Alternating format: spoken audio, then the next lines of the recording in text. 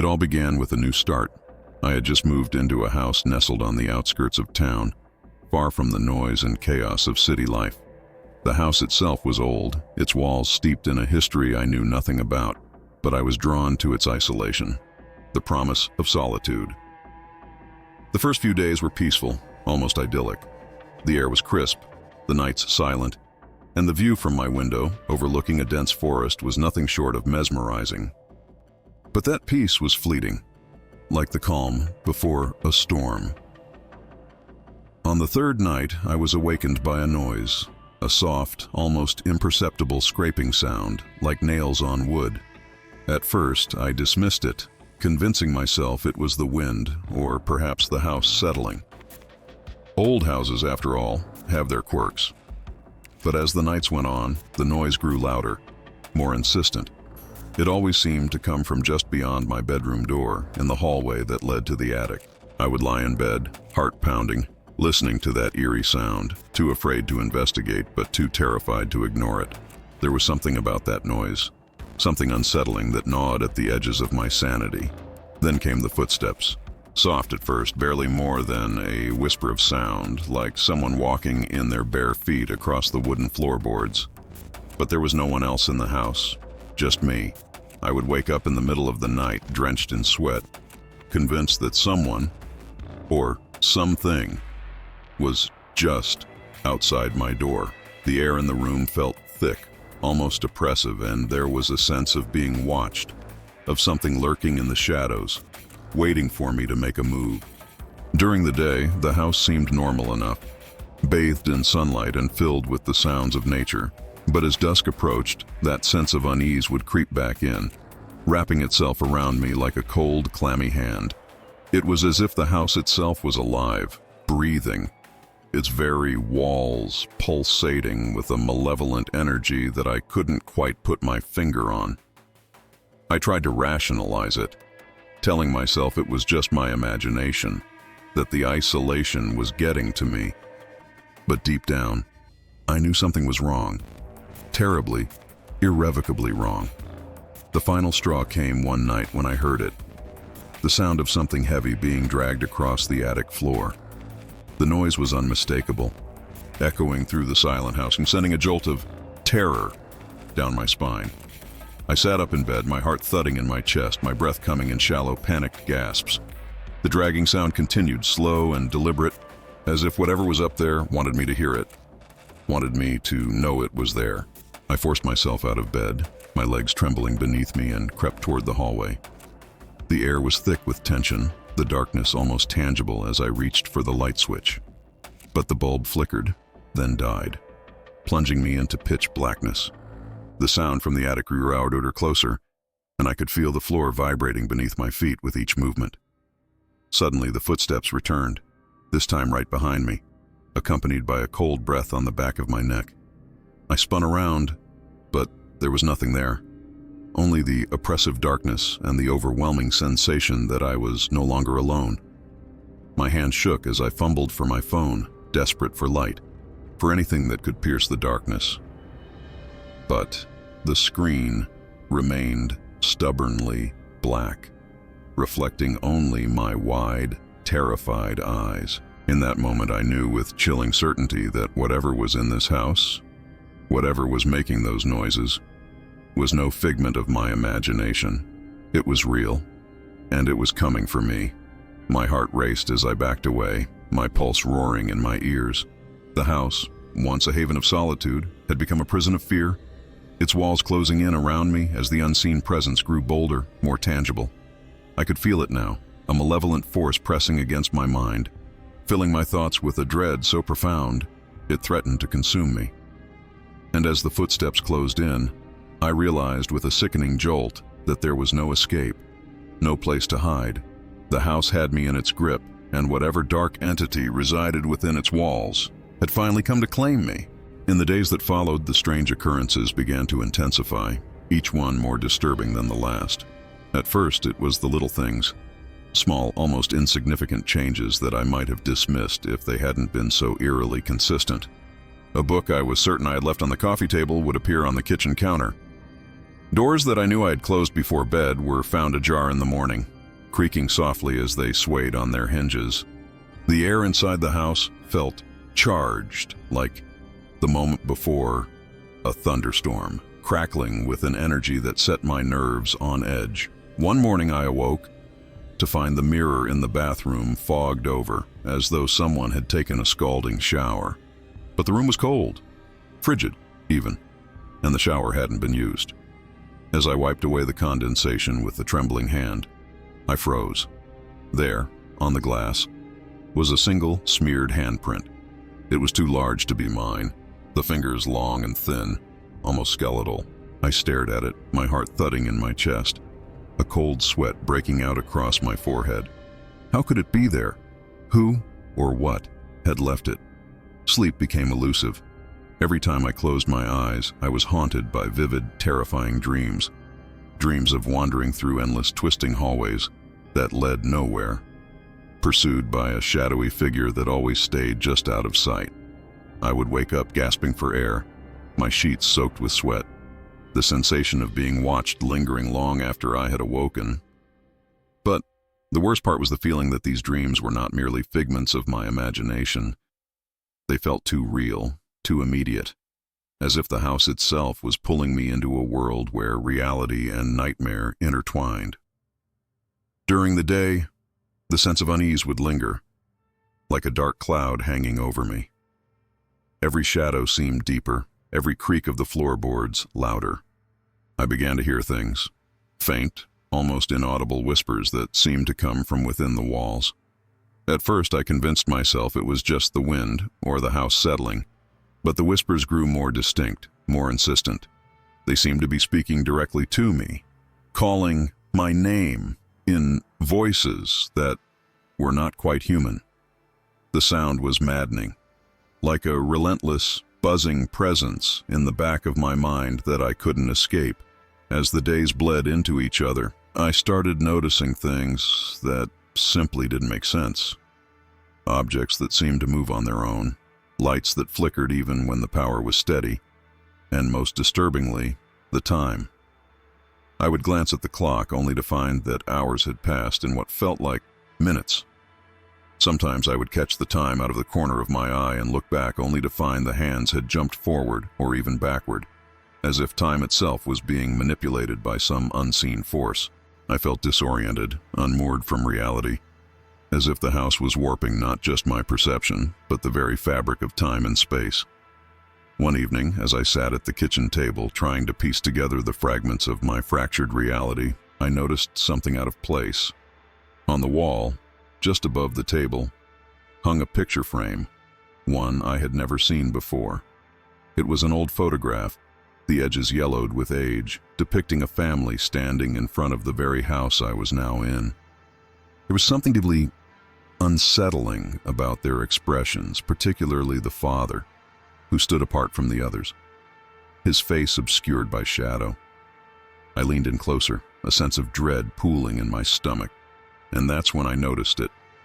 The father's hand was reaching out, not toward his family, but toward the viewer, his fingers elongated and ghostly, just like the handprint I had seen in the bathroom.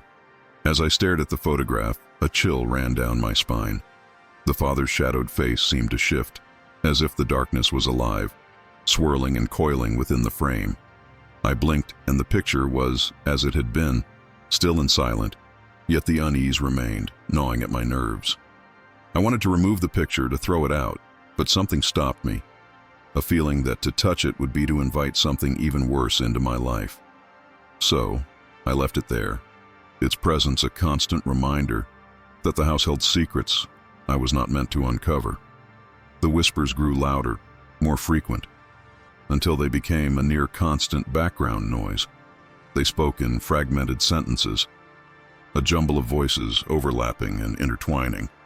But every now and then, I could pick out a word, a phrase. "Help me," one voice would plead, while another would mutter darkly, "You shouldn't be here." I began to wonder if the house was trying to warn me, or if it was simply playing with me, toying with my sanity until I was no longer sure what was real and what was illusion. One night, as I lay in bed, The voices crescendoed into a deafening roar, a cacophony of anguish and rage that filled the room, pressing down on me like a physical weight. I clamped my hands over my ears, desperate to drown them out, but it was no use. They were inside my head, filling every corner of my mind with their terror. And then, just as suddenly as it had started, the noise stopped.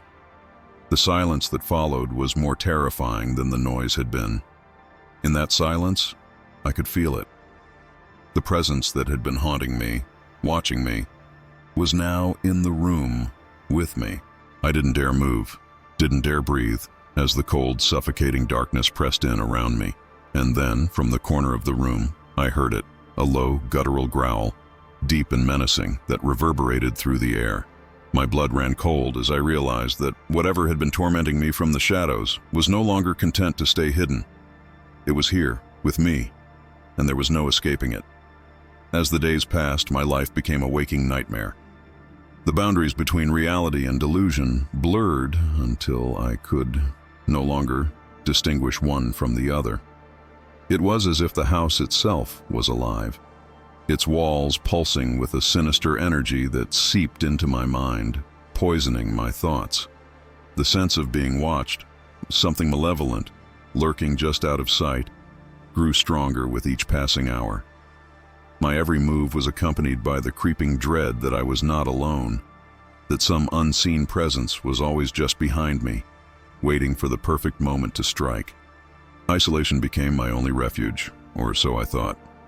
I began to shut myself off from the outside world, avoiding friends and family, refusing to answer calls or respond to messages. The idea of leaving the house filled me with an inexplicable fear, as if stepping outside would expose me to something even worse than the horrors within. The house had become my entire world, a prison of my own making, where every corner held a new terror, every shadow a new threat. The once familiar surroundings now felt alien, twisted, as if the house was slowly but surely turning against me. The whispers that had once been faint murmurs now grew louder, more insistent, echoing through the empty rooms, bouncing off the walls of my mind. They no longer came from outside. They were inside me, coiling around my thoughts like serpents, hissing venomous words that gnawed at my sanity. They're watching you. They know what you've done. You'll never escape. The voices taunted me, accusing, threatening, until I couldn't bear it any longer. I found myself speaking back to them, pleading with them to stop, to leave me in peace. But the more I begged, the louder they became, a relentless chorus of madness that I couldn't silence.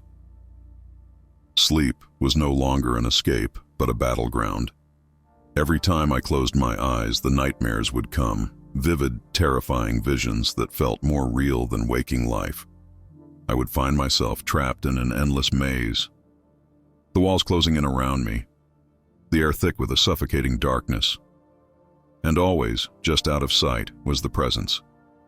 A figure shrouded in shadows, its eyes glowing with a cold, malevolent light. It never spoke, never moved, but I could feel its hatred, its hunger, seeping into my very soul. I would wake up screaming, drenched in sweat, the taste of terror still lingering in my mouth. My grip on reality was slipping, and I knew it.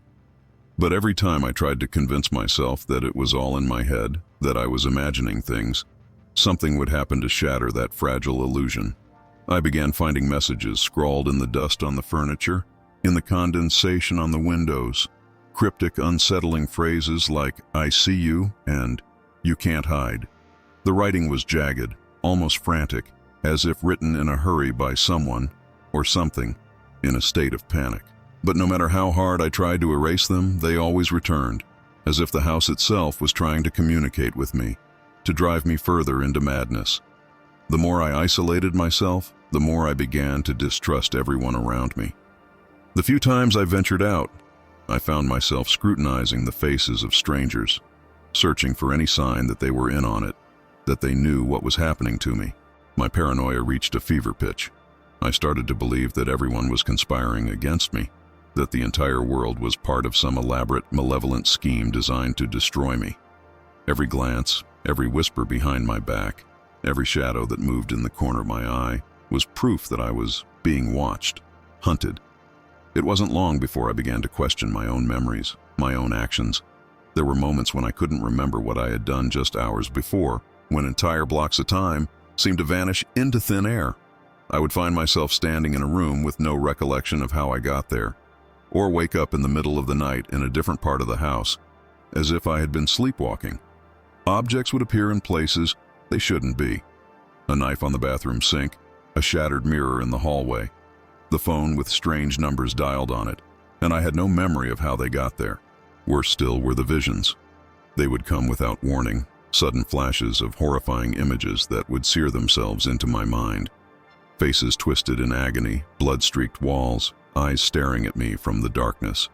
Sometimes these visions would be accompanied by a sharp, metallic taste in my mouth, like the taste of blood, and a low, buzzing noise that would grow louder and louder until it drowned out everything else. I began to doubt everything I saw, everything I heard, unable to trust my own senses, my own mind. I started finding things that shouldn't exist, scraps of paper with my handwriting, detailing events I had no memory of, or drawings of twisted, nightmarish figures that I would later find scratched into the walls. One morning, I awoke to find my reflection in the mirror staring back at me with a malevolent grin that vanished as soon as I blinked. I couldn't escape the feeling that something was inside me, using my own body and mind against me, turning me into a puppet for its dark purposes. I knew I was spiraling, descending into a pit of madness, from which there was no escape. But the more I fought it, the deeper I fell. My mind was a labyrinth of fear and confusion, and I was hopelessly lost within its twisting corridors. Every attempt to understand what was happening to me only brought more questions, more doubts. Was the house really haunted? Or was I losing my mind? Was there something evil at work? Or was it all just a figment of my imagination? The uncertainty was maddening, and the fear, the cold, unrelenting fear, was my only constant. In my darkest moments, I began to fear that the whispers were right, that I would never escape, that I was doomed to be consumed by the darkness that had taken root within me. And as I sat alone in the suffocating silence of that cursed house, I could feel it. Whatever malevolent force had ensnared me was growing stronger, feeding on my fear, my despair. It was only a matter of time before it would take me completely, and there would be nothing left of the person I once was.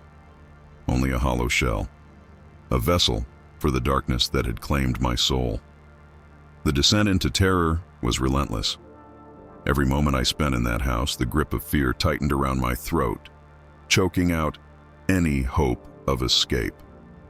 It felt as though the walls were closing in on me, their shadows growing longer, darker, more menacing. The air was thick with a suffocating sense of dread, an oppressive force that weighed heavily on my chest, making it hard to breathe. I was no longer just living in the house. I was being consumed by it, swallowed whole by its malevolent presence. The days blurred into nights, and the nights into an endless, inescapable torment. Sleep was no longer a refuge, but a battleground where nightmares reigned supreme. The labyrinth from my dreams, with its twisting, endless corridors and suffocating darkness, became a counternaturalism in Ursa. I would awaken in a cold sweat, the sheets tangled around me like a shroud, the echo of those haunting dreams lingering in the corners of my mind. But now, it wasn't just in my sleep that the terror gripped me. It began to seep into my waking hours, poisoning every moment of my existence. It started with the shadows. They seemed to move on their own, stretching and contorting in ways that defied logic, as if they were alive, creeping toward me with malevolent intent. At first, I thought it was a trick of the light, a figment of my imagination. But as the days wore on, I realized it was something far more sinister. The shadows would lengthen and twist, even when there was no source of light to cast them, slithering across the floor and walls like living things, always just at the edge of my vision, and within them, I could sense a presence. Something dark and ancient, watching me, waiting for the perfect moment to strike. The whispers had become a constant drone, a cacophony of voices that filled the house with their eerie, disembodied murmurs. They spoke in languages I didn't understand, their words a jumbled mess of sound that seemed to burrow into my skull, gnawing away at my sanity. The worst were the moments when I could pick out my name, spoken in a voice that was both familiar and utterly alien, dripping with malice and disdain. "Come closer," it would hiss, the words slithering through the air like a serpent. "We're waiting for you." The more I tried to block them out, the louder they became, until they drowned out even my own thoughts. But the shadows and whispers were only the beginning. It was the visions that truly broke me. They would come without warning, sudden and violent, crashing into my mind with the force of a tidal wave. One moment, I would be sitting in the living room, trying to distract myself with a book or the television, and the next, I would be somewhere else entirely. A dark, twisted version of the house where the walls bled and the air was thick with the stench of decay. In these visions, I would see things that shouldn't exist. Horrific, twisted creatures that crawled out of the darkness, their eyes glowing with an unnatural light, their mouths filled with rows of jagged, broken teeth. Sometimes the visions would show me the house as it once was, filled with people who no longer lived but still lingered, their faces twisted in expressions of agony and despair. I would see them, wandering the halls like lost souls, their eyes hollow, their mouths open in silent screams. They would reach out to me, their hands skeletal and rotting, pleading for help that I couldn't give. And always, there was the figure, the same shadowy figure from my nightmares, now more distinct, more real. It would stand at the end of the hallway, watching me with those cold, glowing eyes. Its presence a black hole of fear that sucked the air from the room. As the days passed, I began to lose all sense of time. I couldn't tell if it was day or night, couldn't remember the last time I had eaten or slept. The house had become a labyrinth, its layout shifting and changing as if it were alive, deliberately disorienting me. I would turn a corner and find myself in a room I didn't recognize, filled with furniture I had never seen before. The walls seemed to pulse, the floor beneath my feet felt like it was shifting, and the doors would lead to places that defied all logic, rooms that should not exist, corridors that twisted in impossible directions, and staircases that spiraled down into darkness. The mirrors became the worst of all. I began to avoid them, terrified of what I might see reflected back at me. Every time I dared to glance at one, I would catch a glimpse of something that wasn't there. A figure standing behind me, a face in the shadows, or my own reflection distorted and twisted, grinning at me with a malevolent smile that wasn't my own. There were times when I would see my reflection move on its own, its eyes following me as I moved through the room, its mouth forming words that I couldn't hear but could somehow understand. It mocked me, taunted me, as if it knew the truth that I was too afraid to admit. I was losing my mind, and there was no escape. The lines between reality and illusion had completely dissolved. I couldn't trust anything I saw, anything I heard. Every sound, every movement, every shadow became a source of terror. I would catch glimpses of things out of the corner of my eye, figures darting through doorways, faces peering out from the darkness, hands reaching out to grab me. But when I turned to look, there was nothing there. I began to hear footsteps following me wherever I went, soft and steady, always just behind me.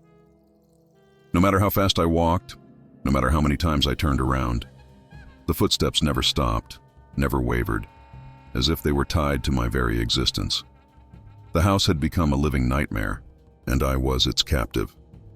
Every attempt I made to escape, to leave, was thwarted by the house itself. The doors would lock on their own, the windows would refuse to open, and the walls would close in, trapping me in whatever room I happened to be in.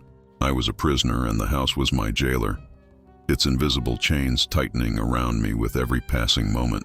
The fear was constant, a relentless, gnawing presence that ate away at my sanity until there was nothing left but the terror.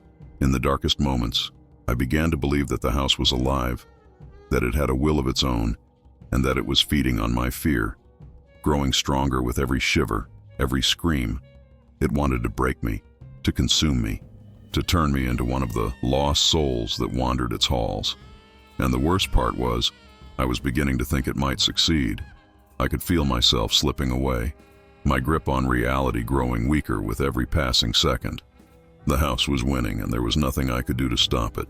I was spiraling into a pit of madness, and there was no escape, no salvation, only the darkness and the endless, suffocating terror that awaited me in its depths. The descent into madness had brought me to the edge, and now I stood at the precipice, teetering between reality and the abyss.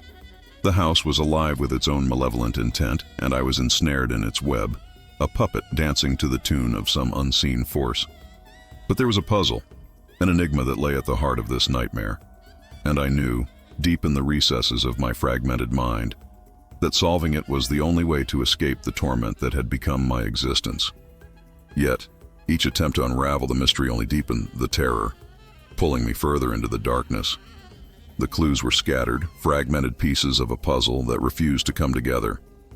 I began to notice symbols etched into the walls, hidden beneath layers of peeling wallpaper or scratched into the wood of the floorboards. They were ancient, cryptic, like something out of an arcane ritual, and they filled me with a dread I couldn't explain. I spent hours tracing their lines with trembling fingers, trying to decipher their meaning, but every time I thought I had made progress, the symbols would seem to shift, changing their form, mocking my efforts to understand. Then there were the voices, those disembodied whispers that had once been a mere nuisance, now a constant barrage of fragmented sentences and cryptic warnings. They spoke of a past shrouded in darkness, of rituals performed in secret, of a curse that had been laid upon the house and all who entered it. "Find the truth," they would whisper, their tone both urgent and mocking. "But beware the price." The voices seemed to know everything about me, about the house, about the horrors that awaited me. Yet, they refused to reveal anything outright, always dancing around the edges of the truth, leaving me with more questions than answers. I found journals, old weathered books hidden in the attic, their pages filled with the ramblings of a mind on the brink of collapse.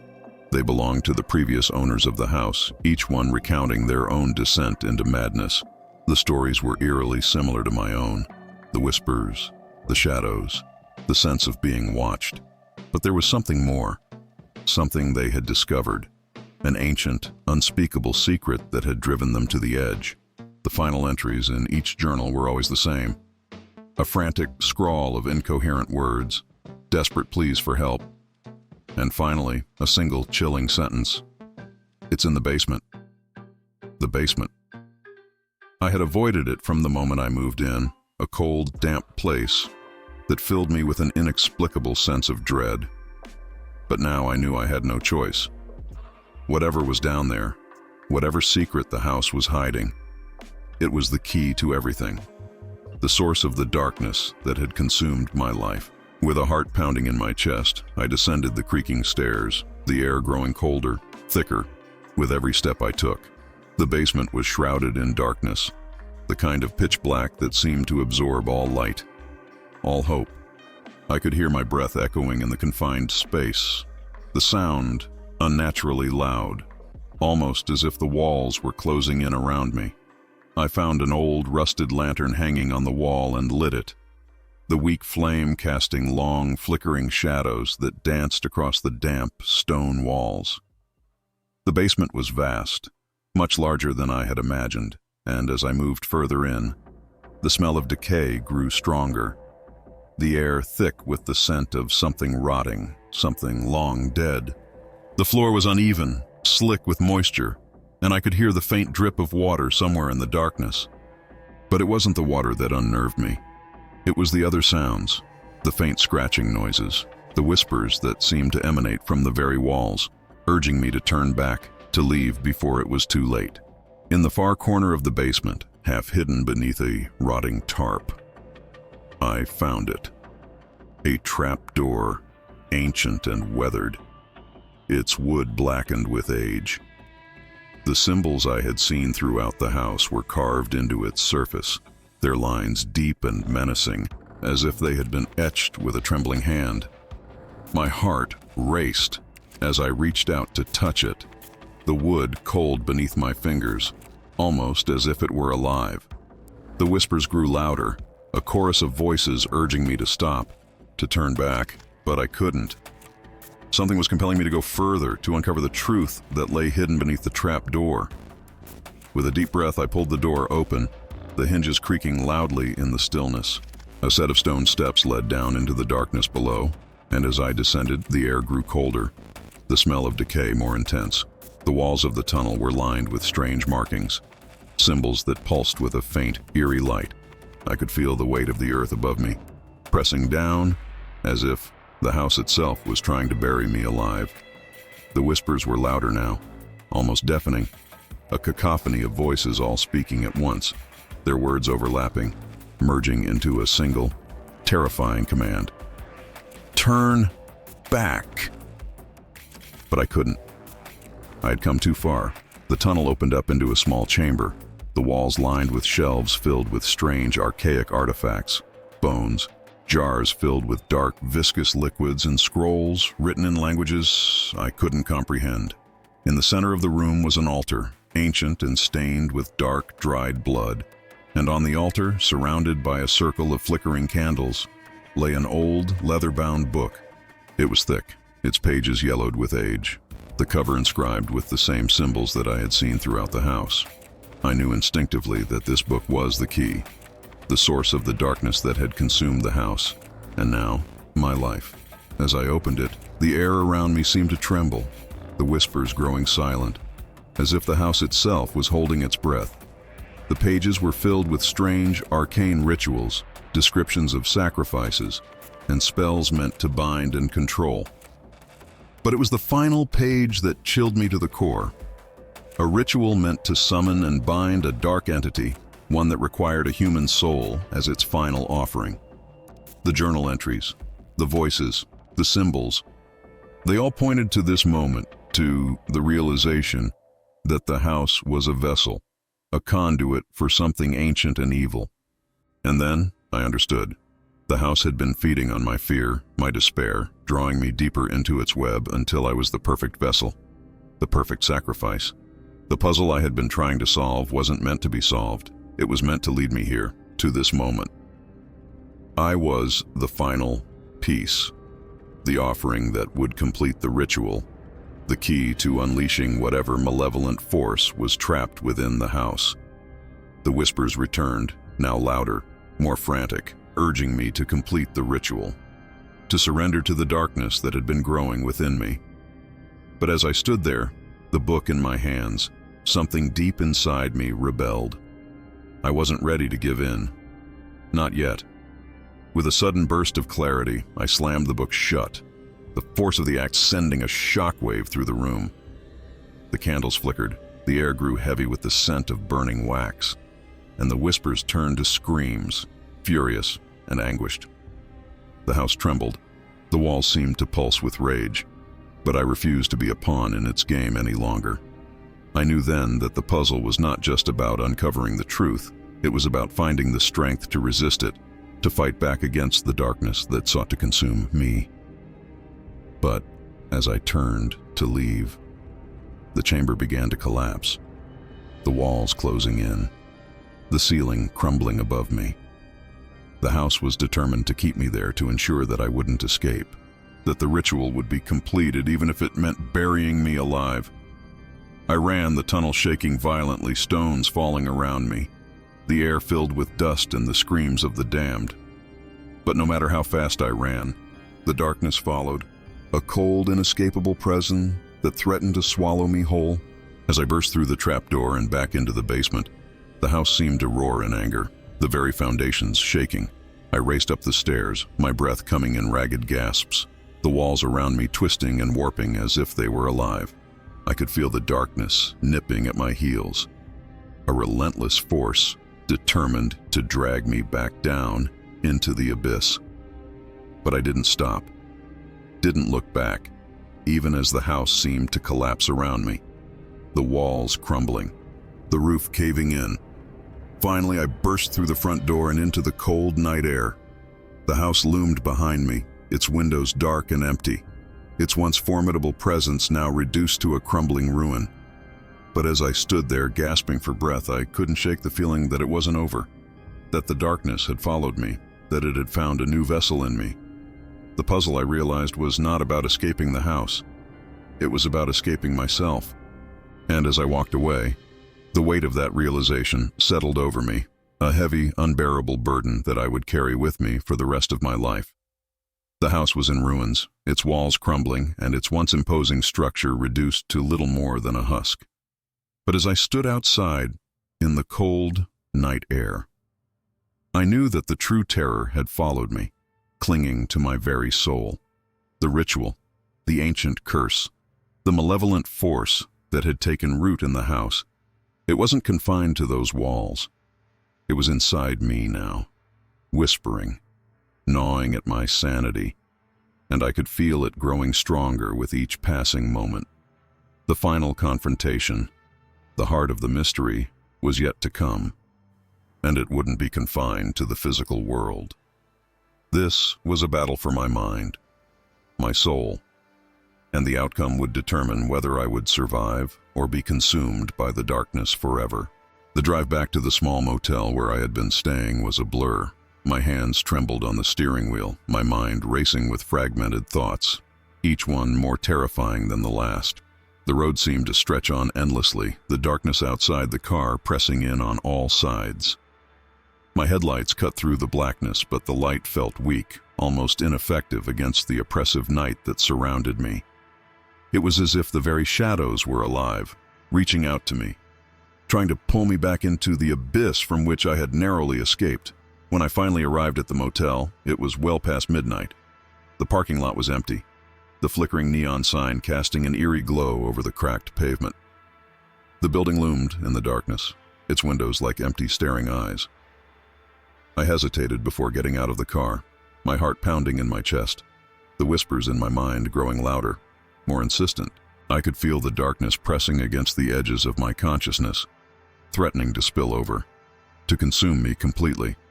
But there was no turning back. I had to face whatever awaited me, had to confront the source of the terror that had been unleashed.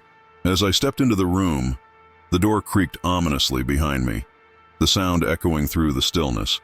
The room was small, nondescript, just like any other motel room. Faded wallpaper, a sagging bed, and a small flickering television in the corner, but tonight, it felt different, charged with an energy that set my nerves on edge. The air was thick, suffocating, and the shadows in the corners of the room seemed to shift and writhe as if they were alive. I could feel the presence, the darkness that had followed me from the house, lurking just out of sight, waiting for the right moment to strike. I tried to steady my breath, to focus, but the whispers in my mind had become a deafening roar, a cacophony of voices that filled every corner of the room, every corner of my thoughts. They spoke in languages I couldn't understand, but their meaning was clear. They wanted me to give in, to surrender to the darkness that was slowly taking over. "It's inevitable," one voice hissed, dripping with malice. "You can't escape what's inside you." The words cut through me like a knife, filling me with a despair so profound it was almost paralyzing. But I couldn't give in. Not yet. There had to be a way to fight back, to resist the darkness that was trying to consume me. I reached into my bag and pulled out the book, the ancient leather-bound tome I had taken from the altar in the basement. Its cover was cold to the touch, the symbols etched into the leather seeming to pulse with a life of their own. I knew that whatever ritual had been performed in the house, whatever curse had been unleashed, the key to defeating it lay within these pages. But as I opened the book, the room grew colder, the air thick with a palpable sense of dread. The words on the pages were written in a language I didn't recognize, the ink dark and almost wet, as if it had been freshly applied. The letters seemed to shift and twist before my eyes, forming shapes that were both familiar and alien, their meaning just out of reach. I began to read aloud, the words stumbling off my tongue, each one feeling like a weight pulling me further into the darkness. The room trembled, the shadows in the corners growing darker, more defined. as if something was trying to break through, to cross over into this world. My voice wavered, the fear clawing at my throat, but I forced myself to continue, knowing that this was the only way, the only chance I had to end the nightmare that had consumed my life. As I read, the temperature in the room plummeted, my breath visible in the frigid air. The walls seemed to close in around me, the space shrinking as the darkness grew stronger, more oppressive. The whispers in my mind became screams, voices filled with rage and pain, demanding that I stop, that I give in, that I let the darkness take me. But I couldn't stop. I wouldn't. I had come too far, seen too much. I had to know the truth, had to face whatever awaited me at the end of this path.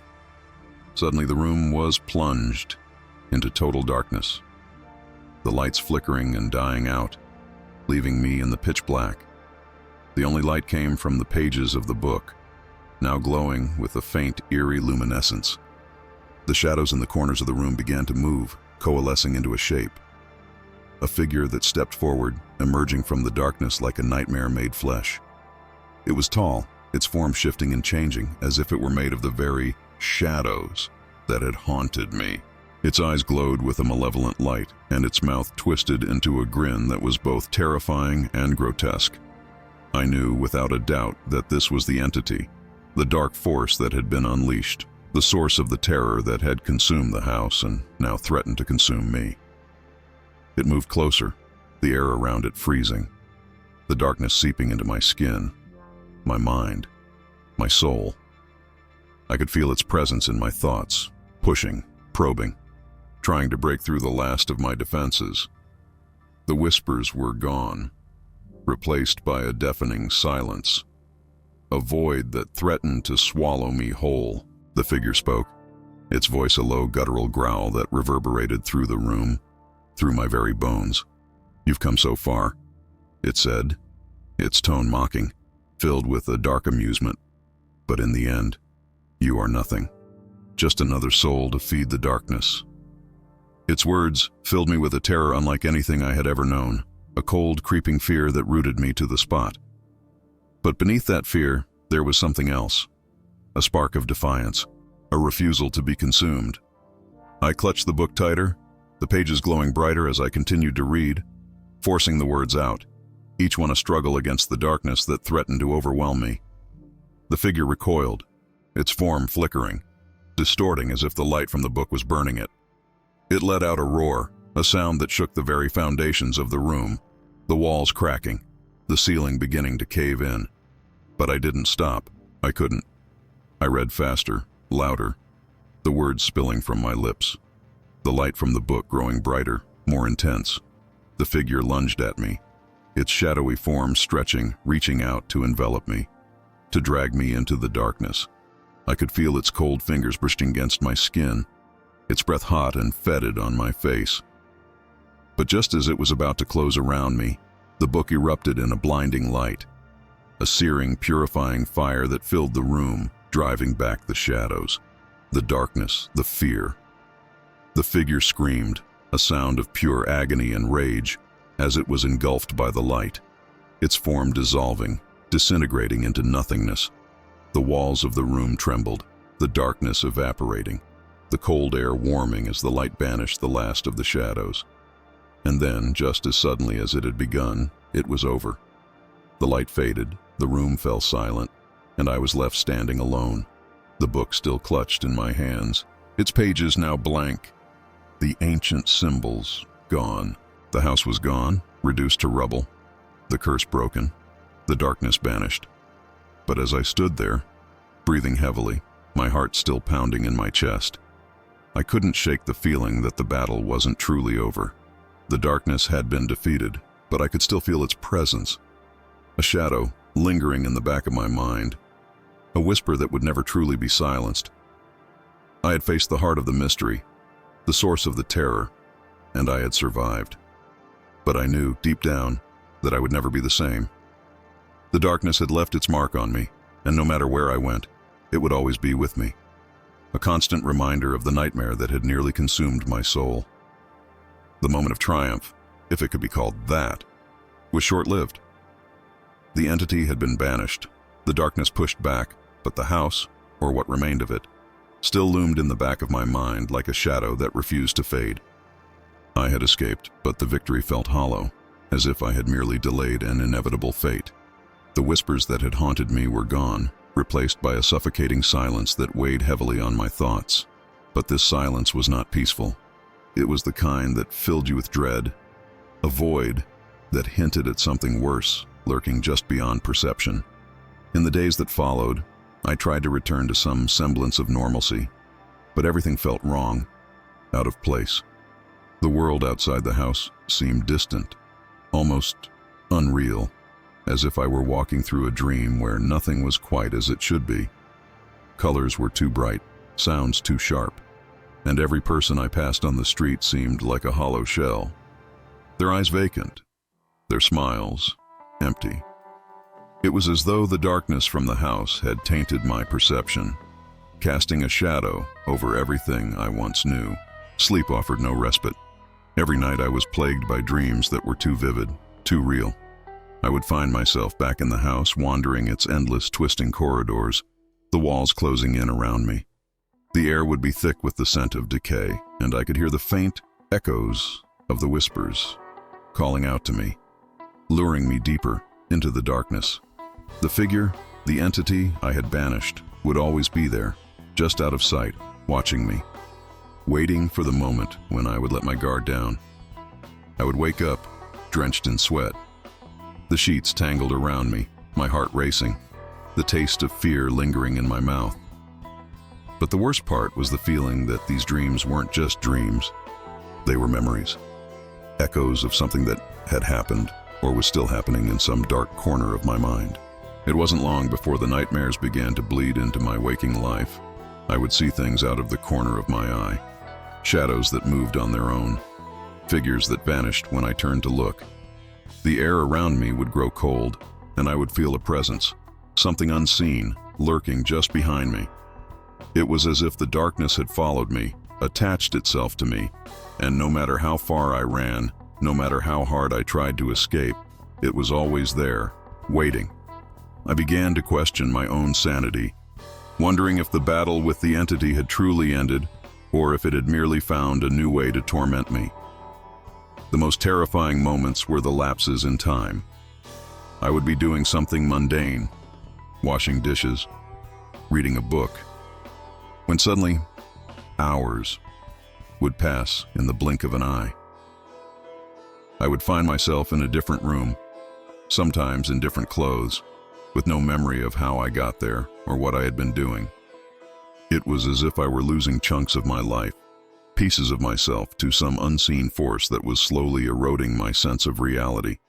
The fear that I was losing control, that the darkness was still inside me, growing stronger, was almost paralyzing. I started to hear the whispers again, faint at first, like the rustling of leaves in the wind, but growing louder with each passing day.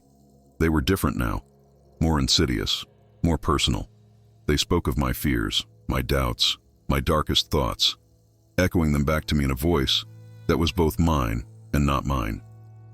"You can't escape. You're already lost. It's only a matter of time." The words would loop in my mind, a relentless, torturous mantra that gnawed at the edges of my sanity.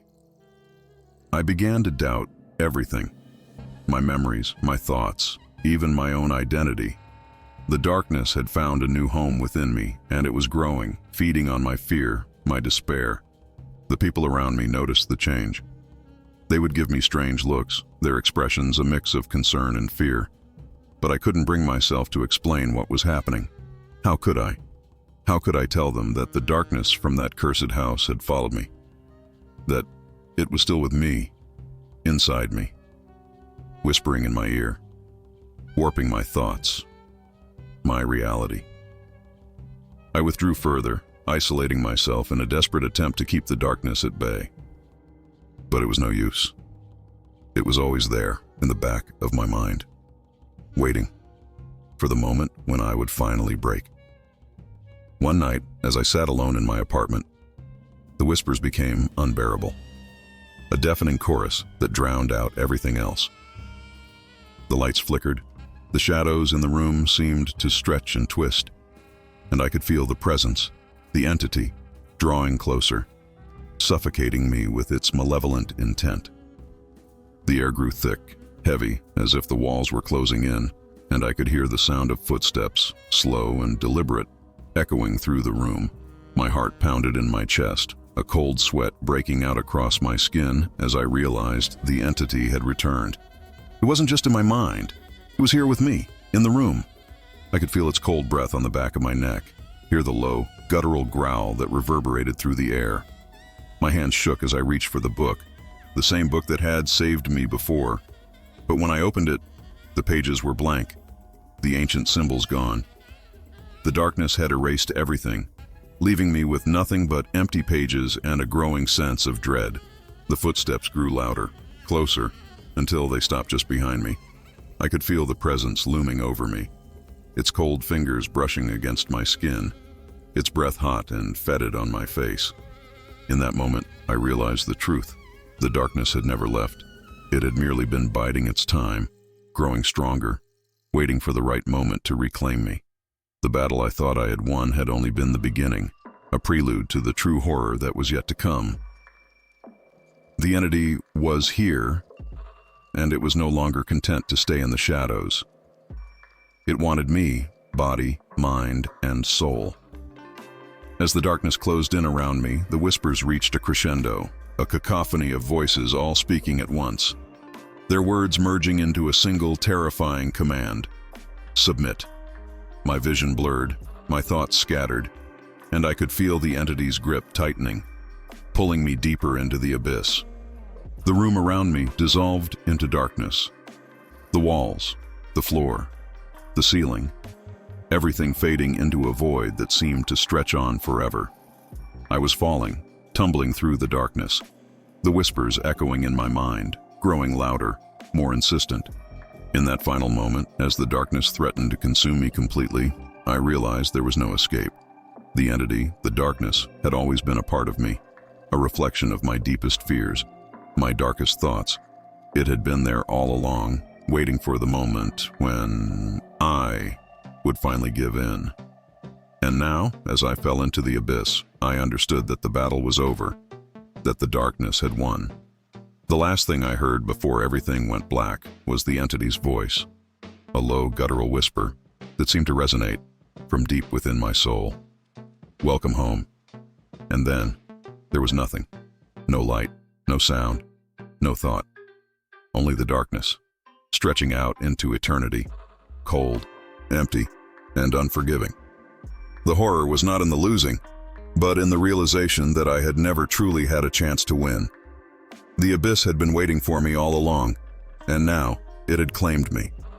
The darkness had swallowed me whole, leaving nothing but a void where my sense of self had once been. Time lost all meaning in the abyss, a place where minutes felt like hours and days blurred into an endless, suffocating eternity. Yet in this blackness, something strange began to happen. Gradually, like a distant echo, awareness started to seep back in, first as a dim light on the horizon of my mind, then as a creeping sensation of dread. I wasn't alone in this place. Something was here with me, something that had been waiting in the shadows, biding its time. I didn't know how long I had been lost in the void, but when I finally became fully conscious again, I found myself standing in the center of a room that was eerily familiar. The walls were the same faded, peeling wallpaper I remembered, the floorboards creaked in the same places, and the air was thick with that now familiar sense of oppressive dread. I was back in the house, but it wasn't the same. Everything was twisted, distorted, as if viewed through a funhouse mirror. The angles were wrong, the shadows deeper and more malevolent, and the light that filtered through the windows was dim, almost sickly, casting long, unnatural shadows. I moved through the house, each step heavy with the weight of my own fear. The rooms were empty, but they felt lived in, as if the people who once inhabited them had only just left. The remnants of their lives, half-empty cups of coffee, chairs pulled out from the table, a book left open on the couch, were all still there, frozen in time. but the air was thick with the scent of decay, and the walls seemed to pulse with a life of their own, as if the house was breathing, its lungs filled with the foul air of something long dead. I couldn't shake the feeling that I was being watched, that the house itself was alive and aware of my presence. The whispers that had once tormented me were gone, replaced by a heavy, suffocating silence that seemed to press in on me from all sides. It was as if the house was waiting for me to make a move, to make a decision that would determine my fate. I could feel the darkness lurking in the corners, a silent observer watching my every move, waiting for the moment when I would finally succumb. As I moved deeper into the house, I began to notice things that hadn't been there before. Small, subtle changes that filled me with a growing sense of unease. The pictures on the walls, once faded and innocuous, now depicted scenes of horror. Twisted, grotesque figures, their faces contorted in agony, their eyes filled with a malice that seemed to follow me as I moved through the room. The furniture, once mundane, was now warped, the wood rotting, the fabric stained with dark, unidentifiable substances. The air grew colder, and with each step I took, the sense of being watched intensified until it was almost unbearable. I found myself drawn to the basement, the place where the nightmare had truly begun. The door was ajar, the darkness beyond it impenetrable, a black void that seemed to swallow the light. I hesitated at the threshold, my heart pounding in my chest. The memories of what had happened in that basement flooding back with a force that nearly knocked me off my feet. But something compelled me to move forward, a pull that I couldn't resist, as if the house itself was urging me to descend into the darkness once more. The steps creaked beneath my weight as I made my way down, the air growing colder with each step. The basement was as I remembered it, cold, damp, and filled with the scent of decay. But now it was different. The walls were covered in the same symbols I had seen before, but they were glowing, pulsating with a faint, eerie light that seemed to pulse in time with my own heartbeat. The whispers returned, faint at first, then growing louder, more insistent, until they filled the room with their disembodied voices, a chorus of the damned. In the center of the basement, where the altar had once stood, was a figure, its form indistinct, shrouded in darkness. It was as if the shadows themselves had taken on a life of their own, coalescing into a shape that was both familiar and terrifying. The figure didn't move, didn't speak, but I could feel its presence, a cold, malevolent force that seemed to seep into my very bones. I knew without a doubt that this was the entity, the dark force that had haunted me, that had nearly consumed me. But as I stared at the figure, a strange sense of calm washed over me, as if I had finally reached the end of a long journey. The fear, the dread, the terror that had plagued me for so long began to fade, replaced by a strange sense of acceptance. I had come full circle, back to the place where it had all begun, and now it was time to face the truth, to confront the darkness that had taken root in my soul. The figure moved, its form shifting and changing, the shadows swirling around it like a storm. I could feel its eyes on me, cold and unfeeling, as if it were judging me, weighing my soul. The whispers grew louder, more frantic, but I couldn't understand them, couldn't make sense of the words. They were a jumble of sounds, a cacophony of voices that filled my mind, drowning out all thought, all reason. But there was one phrase that stood out, clear and distinct among the chaos. "It's not over." The figure stepped forward, and as it did, the darkness around it seemed to pulse, to grow, until it filled the entire room, swallowing the light, the walls, everything. I was plunged into blackness, a void so complete, so absolute, that it felt as if I had been erased from existence. The whispers were gone, the figure was gone, and I was left alone in the dark, with nothing but my thoughts, my fears, my regrets. And then, just as suddenly, I was back in the room, standing where I had started. The house around me silent and still. The figure was gone. The darkness had receded, but the feeling of unease, of something unfinished, lingered in the air. The whispers were gone, but their absence was almost more unsettling than their presence. The house, once alive with malevolent intent, was now quiet, But the silence was heavy, oppressive, as if the walls themselves were holding their breath, waiting. I left the house, my steps slow and measured, as if I were in a daze. The world outside was bright, the sun shining down with a warmth that felt almost alien after the cold, oppressive darkness of the house. But even as I walked away, I couldn't shake the feeling that it wasn't truly over. The house, the darkness, the entity, they had left their mark on me, a stain on my soul that would never truly fade. As I drove away, the road stretching out before me, the sun sinking low on the horizon, I glanced in the rearview mirror. For a moment, just a brief fleeting second, I saw the house in the distance, its windows dark and empty, its form twisted and wrong, like a reflection in a broken mirror. And in the shadows, just beyond the reach of the fading light, I saw the figure, standing still, watching me with those cold, unfeeling eyes.